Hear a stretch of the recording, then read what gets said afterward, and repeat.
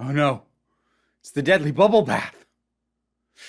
Classic Doctor Who review time. This one was voted on in a poll on my Patreon. I wanted to do a second Doctor story. I let them pick, and it's going to be The Seeds of Death. Now, this is one of the ones that I actually have seen before, but it's been a long time, and so I needed a refresher if I was going to be able to talk about it. And it's, you know, Doctor Who, especially classic Doctor Who, was frequently janky and low budget. Sometimes in ways that were shockingly ambitious. Like you go, boy, they didn't have a lot of money, but they stretched that. They did some interesting things with it. And then other times it's like, boy, I can see all the seams in this and it's kind of adorable. This one's in that second category. So this is a second Doctor story. Of course, that means Jamie is here. We love the second Doctor and Jamie. They are amazing. And we also have Zoe, who's a good addition to that team. She played off them well. That said, unfortunately, the three of them don't have all that much stuff together as a group. They get split up relatively early, partly due to one of the many seams that is very obvious. Here's what I mean by you can tell where the seams are and the compromises made in this story. This is a six-parter, and there's no need for it to be a six-parter. In fact, the first two parts very specifically could have been cut because the whole thing, it's set in the future, and it's a future in which Earth is no longer like sending rockets out to explore space, but they do have a station set up on the moon and is used to relay and control something called TMAT, which basically is teleportation. And TMAT is how basically everything moves on Earth now. Food supplies, goods, all this stuff. It all moves by TMAT. There isn't like normal shipping anymore. And the Ice Warriors show up, take over, and attempt to use the system to plant the seeds of death on Earth that will make the Earth uninhabitable to humans. I'll come back to the Ice Warriors in specific, but that's your basic overall thing. Now, the very obvious way to start that, and the way most Doctor Who stories would start that, would be when the TARDIS materializes in a place where the Doctor isn't entirely sure where or when it is, and he's going to have to figure it out, which was generally the case. Well, I mean, especially back in Classic. Now a little bit too, but especially back then. They just show up wherever. You would normally just have the Doctor showing up on the station where trouble is happening already. Instead, what they decide to have happen is that the Doctor arrives on Earth and then needs to travel to the moon and can't take the TARDIS because it's too unreliable. So instead, we have this extended thing of them having to convince this kind of crotchety old guy that they need to let him borrow his sort of antique custom rocket. Because as I said, Earth is not exploring space anymore. They don't make rockets anymore. And so they spend 2 episodes first convincing him to let them use it and then using it to get to the moon. And that is such obvious filler to pad for 2 episodes. And then another very clear example is episode 4, because at the end of episode 3, the Doctor gets knocked out, and he doesn't come to until episode 5, because Patrick Troughton wanted a week off. So, that had to be written in to the story. And that's what I mean by you can see the seams, but it's kind of adorable. And when it comes to stuff like the padding, it also gives us the Professor character, Professor Elder. It's either Elder or Eldon. I can't remember now. But I actually kind of like him because I think he is unintentionally, because I'm not sure if these terms are even in use yet. I'm pretty sure he is accidentally neurodivergently coded. Because basically what it breaks down to is that rockets are his special interest, his hyperfixation. Like, the Doctor and Jamie and Zoe first accidentally show up in his museum to space travel, the kind of travel that doesn't happen anymore. And like, he just wants them gone. He's annoyed that they're there until the Doctor asks him, points out a rocket model. He's like, oh, this is fascinating. Then the guy just goes on a tear. Just going out like, yes, and it was this, and it was, oh, so masterfully designed, and it was an upgrade of this. I'm like, You just made friends with a neuroatypical person by allowing them to just gush about their special interest for a bit. Like, he really comes across that way. And honestly, some of the ways in which his stubbornness is played up to also feels that way. Again, this is, I have no doubt, unintentional and just kind of happens to be a way that certain stereotypes of eccentric thinkers, these very old ways of archetyping certain characters, like, oh, funny how well that maps onto this entire spectrum of how brains sometimes work that we now understand much better. But like, I ended up finding him quite endearing. So I mentioned the Ice Warriors. First of all, the Ice Warriors themselves are again, talking about a creature where you can see the seams. Like, they've got this armor and these helmets where it's like, okay, well, we're only going to do makeup from the nose down, so like cover the rest. And they've got freaking Lego hands, and it's so ridiculous. I kind of like the Ice Warriors in limited doses. So on the one hand, what was actually kind of interesting in the first episode, like, they have the introduction that there's monsters on the base, and they do the thing where it's initially from the monster's POV. First of all, there's a very weird moment. It's like, close the door, and then they all just stand there and stare as the camera moves in for the POV shot. But initially, we only hear the voice and we don't see them right off, which is actually kind of a neat thing to do, especially at the time, because reruns weren't a thing, and most of these stories were not being properly archived. That's why a lot of them are lost. And so it is true that a decent chunk of the audience would not recognize the voice, but the Ice Warriors have a pretty specific voice. It's not as iconic as the Cybermen or the Daleks, but it's pretty distinctive. They have this hissing whisper, and it must have been cool for fans who had seen the earlier appearance of the Ice Warriors to hear that and go, oh, I know what that is. That having been said, while the voice works well enough, what I could really do without when it comes to the Ice Warriors is they have this very labored, hissing breathing that they do. This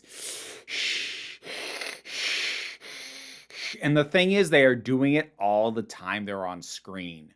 Like, it gets old real quick, and especially scenes where, like, somebody's physically doing something. There isn't dialogue. Somebody's physically doing something, and they just happen to be in the room, and you're just hearing it. Like, it serves a story point to a certain extent a few times, because there's a number of times where, like, the characters hide or prepare or whatever because they know the Ice Warriors are coming because they hear the breathing. But, like, you could have done that with a footstep. You didn't need to have them constantly going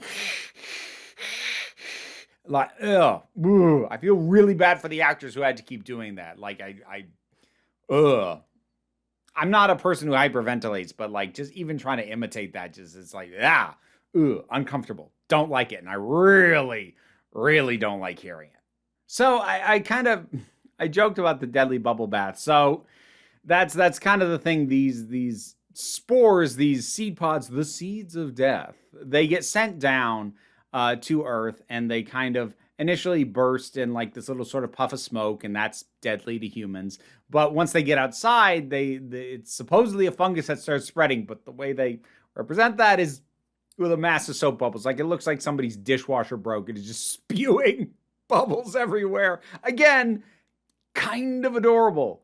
The supporting cast is actually pretty solid here. I mentioned the professor already.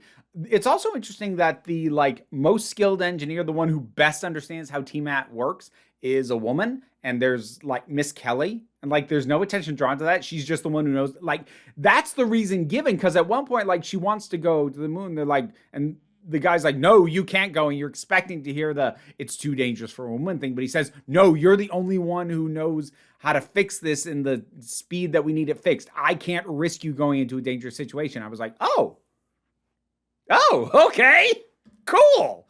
So, yeah, she's not a particularly deep character, but just having her present, especially in an episode that also has Zoe, it just feels appropriate. And also, this episode technically passes the Bechdel test, because the two of them have a conversation, and it's about the technical stuff. They don't bring up a man. Cool. There's also some interesting exploration of fear responses in here. That it was really interesting to think about after it was done, because There's the humans who are currently manning the TMAT station on the moon. And like one of them who is, presumed to be like the bravest and, the kind of the leader, he doesn't last too long because he tries to stand up to the Ice Warriors. God, the Ice Warriors guns. That's another thing that's adorably janky. It's like they just kind of wobble to death. So like, the different ways that they've done this. They've gone into photo negatives for when people get hit by stuff from Daleks and whatnot. So what they do here when someone gets hit by the guns from the Ice Warriors is it's very clearly they have set up like a sheet of reflective metal to like have the person's image be reflected to, then just bend it and wobble it so that that person's image just gets all wibbly. And that's what the gun does, apparently. It's, again, kind of adorable.